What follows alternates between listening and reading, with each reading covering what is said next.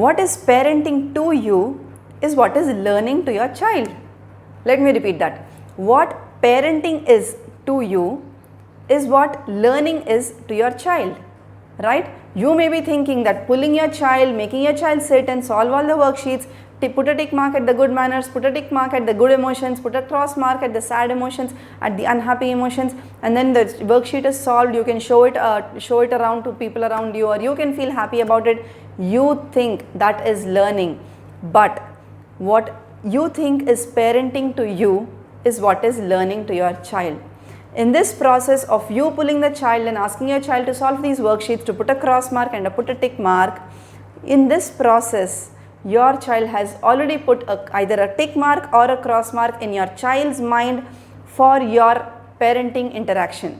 Hi, this is Sujaya. I help parents connect with their inner power to raise their children to live a true life. Right? So getting back now, what has happened? So what is parenting? Let's just understand what is parenting.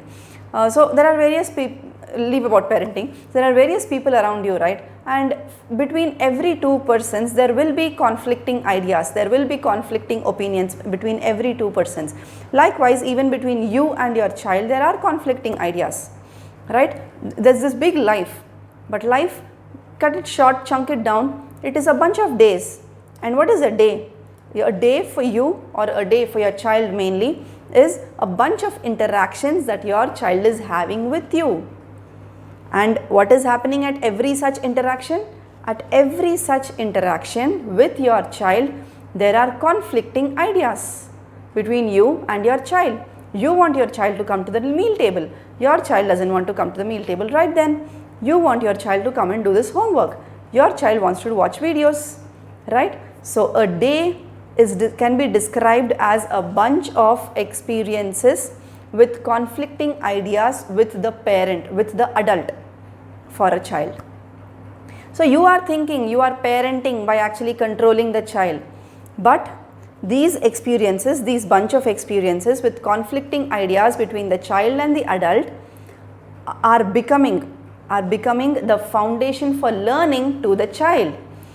Remember again, at every interaction that you have with your child, there is a conflict, or there is a conflicting opinion, idea, something that's not actually matching, that's all. Your child is learning how to deal with conflicting ideas, seeing the way you are dealing with your child. You are handling your child's tantrums from the way you are handling your child's conflicting opinions.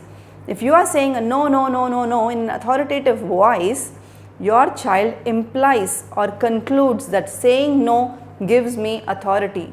And you see most 8-year-olds, 10-year-olds, 12-year-olds, 13-year-olds, they tend to say no with loud voice because they have associated no with authority, with a leadership, something like that, right? So I've been said so.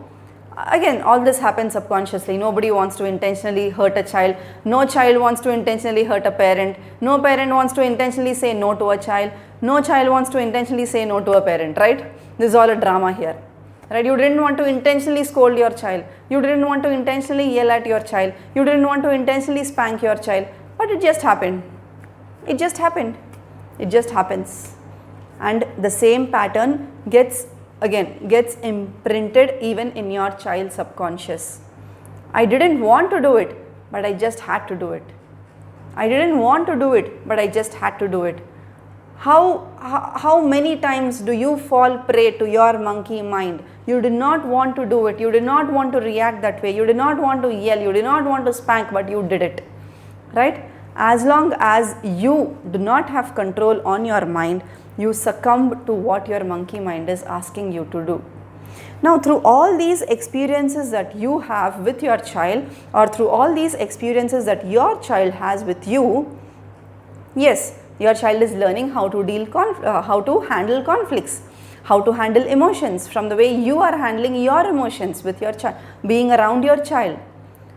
Your child is learning how to handle stressful situations, maybe stress from office, stress from household, stress from family, right? From seeing the way you are handling it. Most importantly, every moment your child is with you, every response or every reaction that you have towards your child is what your child is learning subconsciously. You cannot be acting in a specific way and then you cannot be showing a worksheet to your child saying, this person is shouting, is this a good manner or bad manner? This person is shouting on phone, is this a good manner or bad manner? But mama, you just did so. You just did that at me, right? So that is what is happening in your child's mind. There is a mismatch between what your child is learning. And remember, your child learns more and more and more through experiences that your child has with you, mostly conflicts, than these worksheets, than putting a tick mark at people who are shouting and putting a cross mark at people who are shouting and putting a tick mark at people who are smiling. No, your child is just putting the ticks and crosses, but your child is actually consciously, subconsciously, whether the child is aware or not aware, but learning is happening through the experiences that your child has with you. Experiences are what? Can you recall? Experiences are the conflicts that your child has with you, right? Just be frank, out of in your day, out of say 100 interactions with your child, at least 90 interactions are of conflicting ideas, right? Come on, brush your teeth. I don't want to get up now. Oh, you're so lazy, it's time for your online classes. There's no response, there is no answer.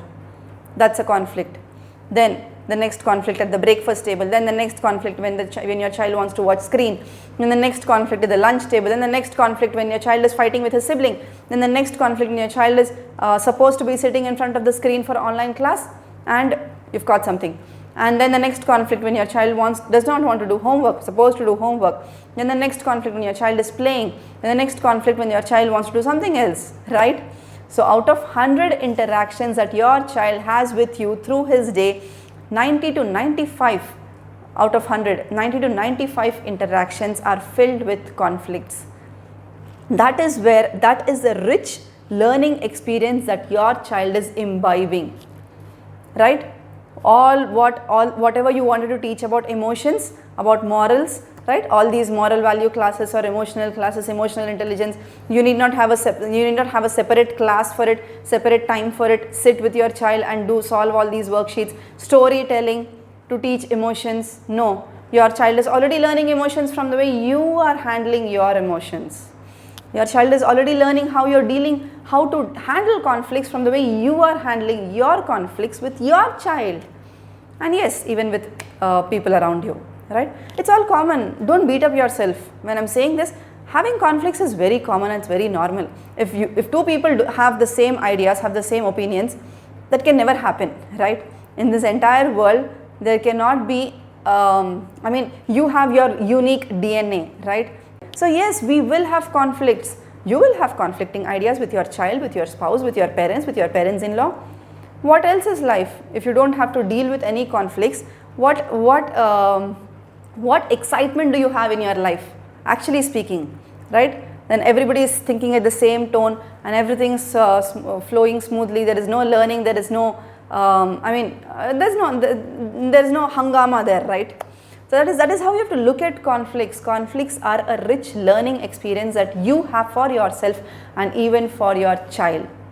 Let me know in the comment section below how you would be dealing your next conflict, your next interaction with your child. Cheers, bye-bye.